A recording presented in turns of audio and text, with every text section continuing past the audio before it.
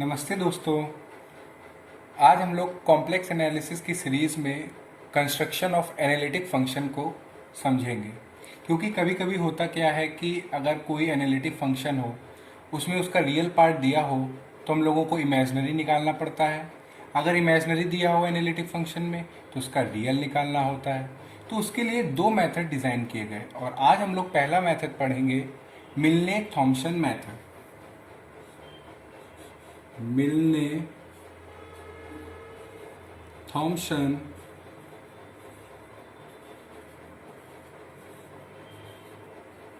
Method.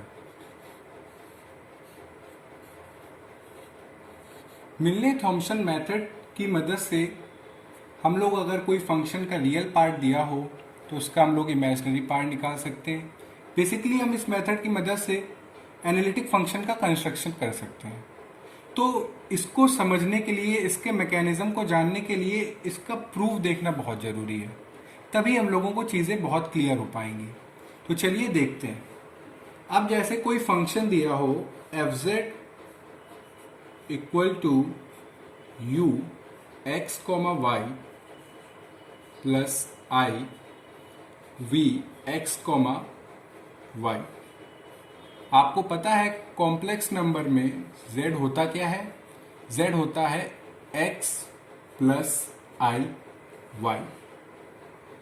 अब आप लोग ये जानते होंगे कि x जो होता है वो ऐसे भी लिख सकते हैं, हाफ z प्लस z बार। अब z बार क्या होता है यहाँ पे शॉर्ट में देख लेते हैं, ये z का कॉन्जुगेट होता है। तो इसका कॉन्जुगेट यानी कि x माइनस आई वाई। जब z और z को ऐड करेंगे तो ये हो जाएगा z प्लस जेड बार, आई वाई और माइनस आई वाई कैंसिल हो जाएंगे तो ये हो जाएगा 2x, 2 इधर आ जाएगा तो x मेरा लोनली यहाँ पे आ जाएगा। तो हाफ z प्लस जेड बार। उसी प्रकार y हमारा होगा 1/2i z माइनस जेड बार। अब की हम लोगों ने क्या किया, z से z बार को घटा दिया तो हुआ क्या, x x कट गया, आई वाई माइनस माइनस हो गया प्लस, तो ये हो गया 2i y। तो 2 इधर आ गया तो z minus z bar upon 2, और जो आई वाई के साथ था वो नीचे आ गया। तो इसको y को हम लोग लिख सकते हैं 1/2 z माइनस जेड बार। अब जो x है और जो y है इसकी वैल्यू हम लोग फंक्शन fz में सब्स्टिट्यूट करते हैं।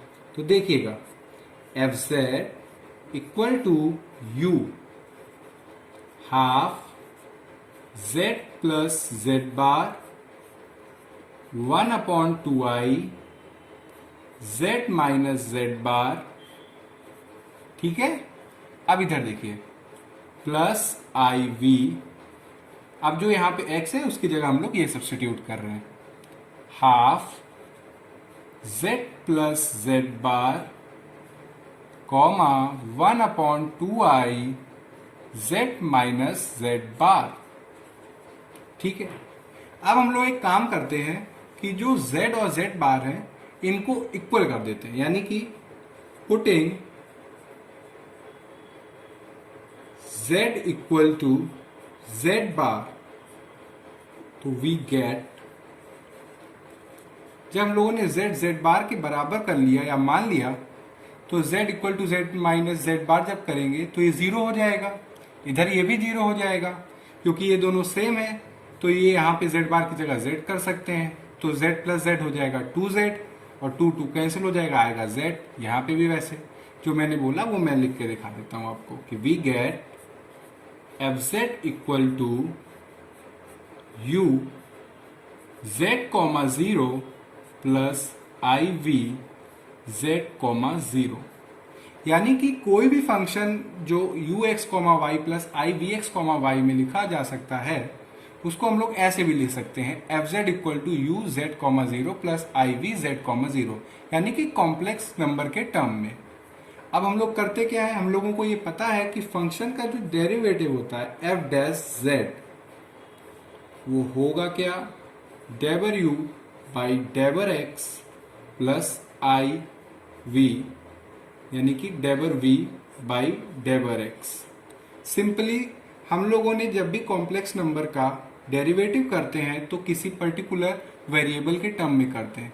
हमने यहाँ पे x के में किया, आप चाहें तो y में भी कर सकते हैं, ठीक है। तो जब f dash z is equal to डेबर यू बाई डेबर एक्स प्लस आई डेबर वी बाई डेबर एक्स, हम लोगों ने कॉची रीमन इक्वेशन पढ़ी होंगी, तो उसमें हम लोगों ने दो बड़ी इंपॉर्टेंट इक्वेशन पढ़ी थी कि डेबर यू बाई डेबर एक्स इज इक्वल टू डेबर वी बाई डेबर वाई एंड डेबर यू बाई डेबर y is equal to minus डेबर वी बाई डेबर एक्स। ये हमारी है क्या, कॉची रीमन इक्वेशंस, ये हम लोगों ने पढ़ी हैं। तो यहाँ पे जो v है इसको हम लोग हटा देंगे इस इक्वेशन का यूज करके, क्योंकि डेबर v बाई डेबर एक्स किसके इक्वल है, डेबर u बाई डेबर y के। तो इसको हम लोग लिख सकते हैं डेबर u बाई डेबर एक्स माइनस डेबर u बाई डेबर y, जो माइनस यहाँ पे था वो इसके साथ आ गया, तो माइनस आई डेबर u बाई डेबर y। यानी कि हम लोगों ने जो फंक्शन u प्लस आई वी के फॉर्म में था उसके जो डेरिवेटिव था उसको हमने एक ही वेरिएबल में कर लिया, यानी कि डेबर u बाई डेबर एक्स माइनस आई डेबर u बाई डेबर y एफ डैश सेट 0।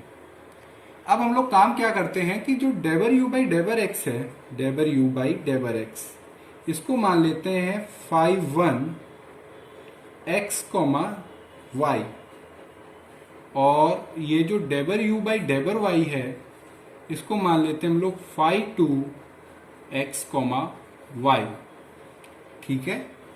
अब काम क्या करते हैं, डेबर u बाई डेबर x और डेबर u बाई डेबर y की जगह इनको सब्सटीट्यूट कर देते हैं।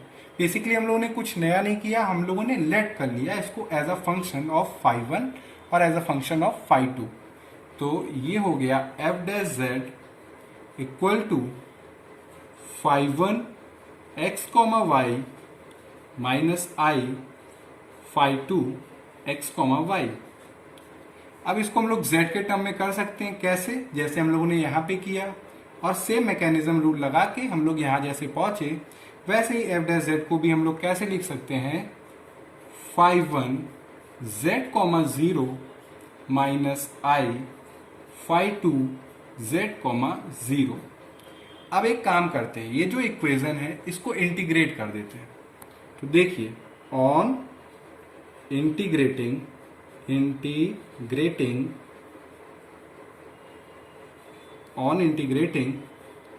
F Z equal to 5 z, 0 minus I 5 z, 0 plus c, और ये जो फंक्शन हम लोगों का f Z equal to u plus I v के फॉर्म में था उसको हम लोग ऐसे भी लिख सकते हैं। तो इससे मिलने थॉमसन मेथड से हम लोग को पता क्या चला कि अगर कोई फंक्शन जिसका हम लोगों को रियल पार्ट पता हो तो हम लोग उसको इस तरह से सॉल्व करें कि उसका एनालिटिक फंक्शन आ जाए। अगर इमेजिनरी पार्ट दिया हो तो कुछ नहीं चेंज करेंगे, यहाँ तक के सारे स्टेप सेम होंगे। जहाँ पे डेबर v बाई डेबर x था, अब वहाँ पे हम लोग डेबर u बाई डेबर x को रिप्लेस कर देंगे डेबर v बाई डेबर y से, तो सारे टर्म्स आ जाएंगे v में, यानी कि उसके इमेजिनरी पार्ट में। फिर उसको सॉल्व करेंगे और एफ जेड को निकाल सकते हैं। ये रहा मिलने थॉमसन मेथड, कैसे हम लोग सॉल्व करेंगे। अब अगर हम लोग इसका एक प्रॉब्लम देखें और उसके तहत सॉल्व करें तो आपको ये चीज़ और अच्छे से समझ में आ जाएगी। तो चलिए हम लोग एक प्रॉब्लम लेते हैं और उसको इस मेथड से सॉल्व करने की कोशिश करते हैं। रुकिए जरा। अब मान लीजिए कि हमारा कोई फंक्शन है, उसका रियल पार्ट दिया हो u is equal to E की power x, x cos y minus y sine y, और हमसे कह रहे हैं कि इसका एनालिटिक फंक्शन बताइए। Find analytic function.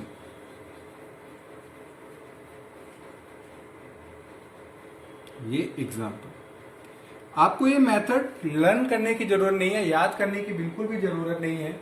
जैसे जैसे मैं इसको कर रहा हूं आप सिंपल सा एक लॉजिक है उसके हिसाब से चलेंगे तो आपको ये बहुत अच्छे से समझ में आएगा। अब देखिए आपको u दिया हुआ है, ठीक है।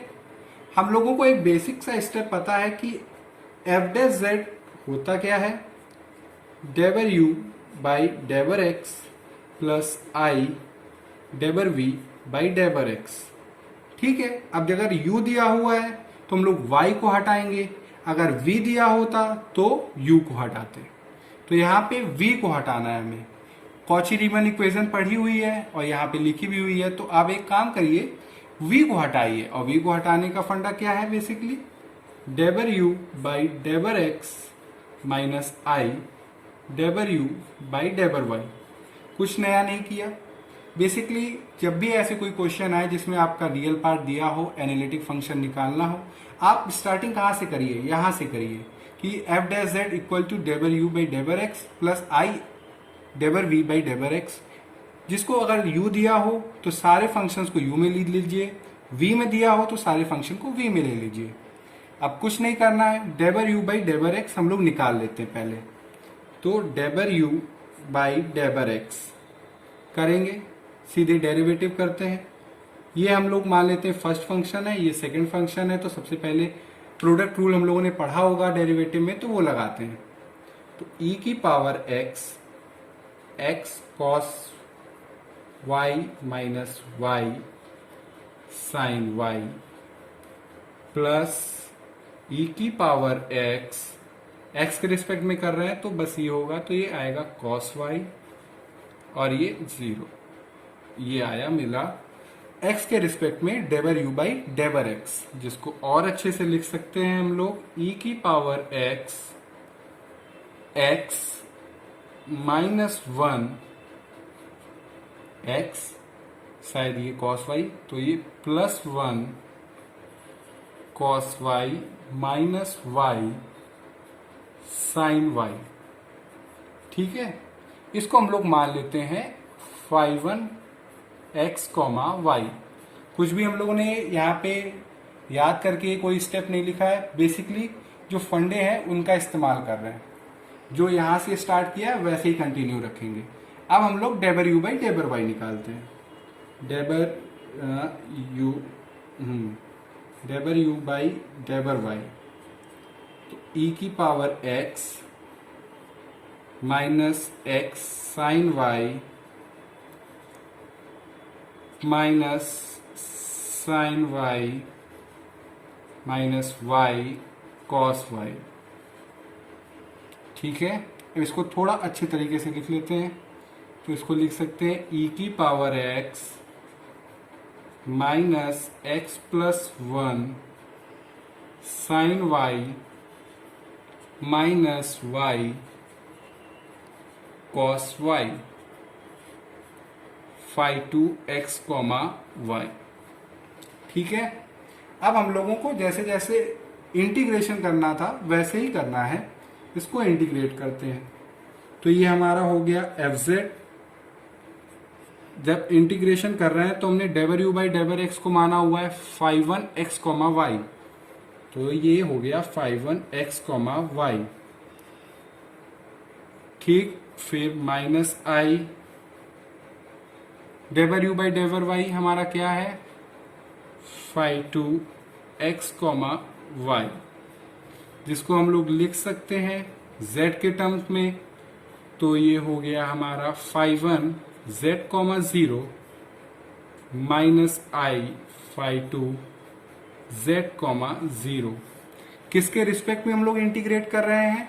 अब हम लोगों का पहले 2 वेरिएबल में था, तो हम लोगों को इसको एक वेरिएबल में बनाना था, तो हम लोगों ने इसको बनाया। और जब एक वेरिएबल में बना लिया तो हम लोग z के रिस्पेक्ट में इंटीग्रेट कर रहे हैं। यहाँ पर भी हम लोगों ने जो एफ डैश जेड है उसको z के रिस्पेक्ट में इंटीग्रेट किया है, ठीक है। तो अब phi1 z 0 क्या होगा? जहां जहां x है वहां वहां हम लोग z पुट करेंगे, जहां जहां y है वहां 0 पुट करेंगे, ठीक है। तो देखिए एफ जेड इक्वल टू,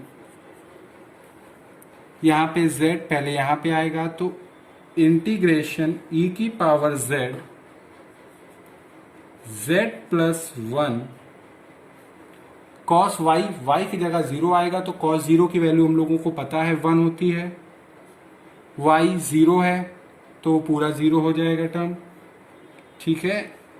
और माइनस आई, अब इसमें देखते हैं e की पावर z माइनस जहां पे x है वहां पे z प्लस 1। अब साइन y की में हम लोग क्या आ रहा है, y की जगह 0 तो साइन 0 की वैल्यू होती है 0, तो ये 0। y ये कहाँ पे होता है 0, तो ये भी हो गया 0, तो ये और dz किस पे रिस्पेक्ट में हम लोग इंटीग्रेट कर रहे हैं, z के में। पहले इसलिए नहीं हो पा रहा था क्योंकि दो वेरिएबल थे, हमें इसको एक वेरिएबल में बनाना था। अब शायद इसमें जब डॉट प्रोडक्ट में 0 है तो ये 0, 0 माइनस 0 मल्टीप्लाई हुआ तो ये 0, और इसको हम लोग लिख सकते हैं e की power z plus 1 dz minus i into 0। अब इसको इंटीग्रेट करेंगे, इसको मान लेते हैं हम लोग फर्स्ट फंक्शन, इसको मान लेते हैं हम लोग, या इसको सिंप्लीफाई करके थोड़ा ऐसे लिख लेते हैं e की power z dz plus e की पावर z dz। ये हमारा फर्स्ट फंक्शन है, ये हमारा सेकंड फंक्शन। तो रुकिए, हम लोगों ने बाई पार्ट पढ़ा होगा इंटीग्रेशन में, उसके हिसाब से इसको इंटीग्रेट करेंगे। तो इसको हम लोगों ने किया इंटीग्रेट, फर्स्ट को इसको एज इट इज रखा, माइनस ई की पावर z, इसका डेरिवेटिव हुआ। ये बाई पार्ट में आता है, जब मैं इंटीग्रेशन की सीरीज स्टार्ट करूंगा तो उसमें मैं आपको ये चीज बताऊंगा। ई की पावर z और यहाँ पे ई की पावर z dz, ये है तो दोनों एक ही टर्म, तो ये कैंसिल आउट हो जाएंगे। तो ये आया z ई की पावर z प्लस c, जो कि क्या आया, ये हमारा फंक्शन है, और ये रहा उसका आंसर। तो देखिए आप कि ये हमारा रियल पार्ट दिया हुआ था और मुझसे एनालिटिक फंक्शन पूछा गया था। तो मिलने थॉमसन मेथड के हिसाब से कोई चीज़ जो है, जो हम लोगों को सबसे पहले करनी है वो ये कि सबसे पहले मान लीजिए कि उसका डेरिवेटिव है डेवर u बाई डेवर एक्स प्लस आई डेवर v बाई डेवर एक्स।